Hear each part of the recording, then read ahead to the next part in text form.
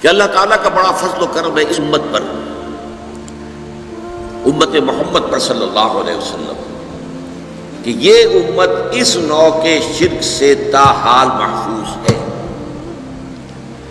اگرچہ عوام الناس کے درجے میں یا شاعروں کی مبالغہ آرائی میں نعتیں کہتے ہوئے جب حدود سے تجاوز کر دیا جاتا ہے اس میں کچھ شائبہ پیدا ہو جاتا ہے، لیکن کسی بھی مستند فرقے، مستند مسلک کے مستند عقائد میں ایسی کوئی چیز موجود نہیں ہے جسے شرک فی الذات سے تعبیر کیا جا سکے۔ مثال کے طور پر آپ کو ایک شعر سنا رہا ہوں، وہی جو مستوی عرش تھا خدا ہو کر، اتر پڑا وہ مدینے میں مصطفیٰ ہو کر۔ کیا ہے یہ؟ گاڈ انکارنیٹ، اوتار کا عقیدہ۔ وہ اوتار کا عقیدہ چاہے رام چندر جی کے لیے ہو، کرشن جی کے لیے ہو، یا محمد مصطفیٰ صلی اللہ علیہ وسلم کے لیے ہو، عقیدہ تو ایک ہی رہے گا۔ اور یہ آپ کے علم میں ہونا چاہیے، شعر کس کا ہے؟ مولانا احمد رضا خان صاحب بریلوی۔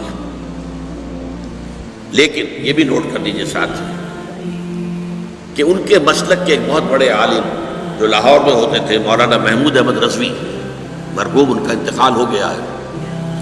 روزنامہ پاکستان میں ایک دفعہ ایک فورم میں بعض لوگوں نے یہ مسئلہ چھیڑ دیا کہ مولانا احمد رضا خان صاحب بریلوی، انہوں نے تو یہ شعر کہا ہے، وہی جو مستوی عرش تھا خدا ہو کر، اتر پڑا وہ مدینے میں مصطفیٰ ہو کر۔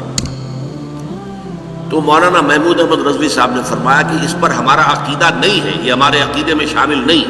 انہوں نے اعلان برات کیا۔ تو اصل میں یہ وہی شاعرانہ مبالغہ آمیزی ہے۔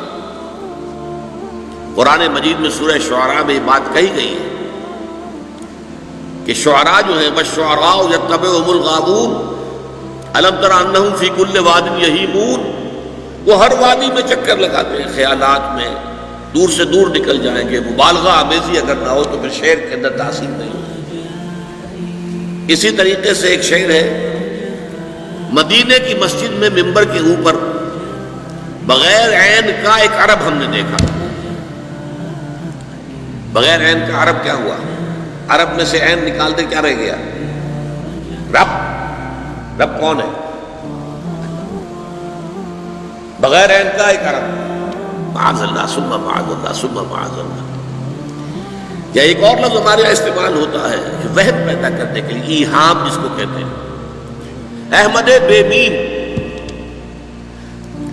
احمد بے میم، احمد میں سے میم نکال دیں گے کیا بچے گا؟ بتائیے۔ احد، قل هو اللہ احد اللہ الصمد لم یلد ولم یولد۔ تو اس طرح کی باتیں شاعری میں، عوام میں، واعظوں میں، نعت گو لوگوں میں، یہ ان کے ہاتھ میں اس طرح کی چیزیں آپ کو مل جائیں گی۔ لیکن یہ کہ خدا کے فضل و کرم سے یہ امت تاحال اس سے بحیثیت مجموعی محفوظ ہے، اور کسی بھی مستند فرقے کے مستند عقائد میں ایسی کوئی شے موجود نہیں ہے کہ جسے شرک فی ذات قرار دیا جا سکے۔ اس کی وجہ کیا ہے؟ اس کی وجہ یہ ہے ایک اسپیشل پروٹیکشن ہے جو اللہ نے دی ہے۔ یہ امت آخری امت ہے۔ حضور نے فرمایا انا آخر المرسلین وانتم آخر الامم، میں آخری رسول ہوں اور تم آخری امت۔ اس امت میں فساد ہو جائے بحیثیت مجموعی تو اس کا علاج کون کرے گا؟ کہ اب کوئی نبی تو آنے والا نہیں، لا نبی بعدی، انا خاتم النبیین لا نبی بعدی۔ تو اللہ تعالیٰ نے پروٹیکشن دی ہے خاص، محمد الرسول اللہ کی ذات گرامی کو پروٹیکشن دی ہے۔ حالانکہ نوٹ کیجئے، یہ میں دعوے سے کہتا ہوں، جتنی محبت، جتنی عقیدت امت محمد کو حضرت محمد کے ساتھ ہے اور رہی ہے، اس کا عشر عشیر بھی نہیں ہے، 100واں حصہ بھی نہیں ہے کہ جو محمد عیسائیوں کو حضرت عیسیٰ سے رہی۔ حضرت عیسیٰ کو خدا کا بیٹا بنا دیا، حضور کو تو کسی نے نہیں بنایا، کسی نے نہیں کہا معاذ اللہ. حالانکہ محبت عقیدت کو اگر ناپیے تولیے تو میں پھر کہہ رہا ہوں عشر عشیر. عشر عشیر کا مطلب 100واں حصہ. 1/10 کا 1/10 عشر عشیر. 100واں حصہ بھی محبت، اس محبت کا جو اس امت کو رہی ہے اپنے رسول محمد صلی اللہ علیہ وسلم سے، اور ہے آج کٹ بھرنے کو تیار ہے. ختم نبوت کے اوپر کٹ بھرنے کو تیار تھے. اسی طریقے سے آپ کو معلوم ہے کہ قانون جو ہمارے ہاں بنا توہین رسالت کا، اس پر کٹ بھرنے کو تیار ہے مسلمان. حالانکہ اور چیزیں جو شریعت کی ان کے بارے میں اتنا حساس نہیں ہے. اب سودی کا معاملہ جو ہو رہا ہے لیکن اس کے بارے میں کوئی خاص عوام کو کوئی احساس نہیں ہے. لیکن ذرا سا ارادہ تو کر کے حکومت دیکھے توہین رسالت کا قانون اگر ختم کریں گے تو ایک ہنگامہ شروع ہو جائے. عیسائیوں کو تو اتنی کوئی عقیدت تھی نہیں لیکن خدا کا بیٹا بنا دیا. اس سے بھی آگے کا کنٹراسٹ آپ کو بتا رہا ہوں. حضرت علی کون ہے رضی اللہ تعالی عنہ؟ حضور کے امتی. امتی کا اور نبی کا کیا ریشو پروپورشن ہوا؟ کوئی نسبت بنتی نہیں نا. حضرت علی کو خدا بنانے والے پیدا ہو گئے. خدا کا بیٹا نہیں، خدا.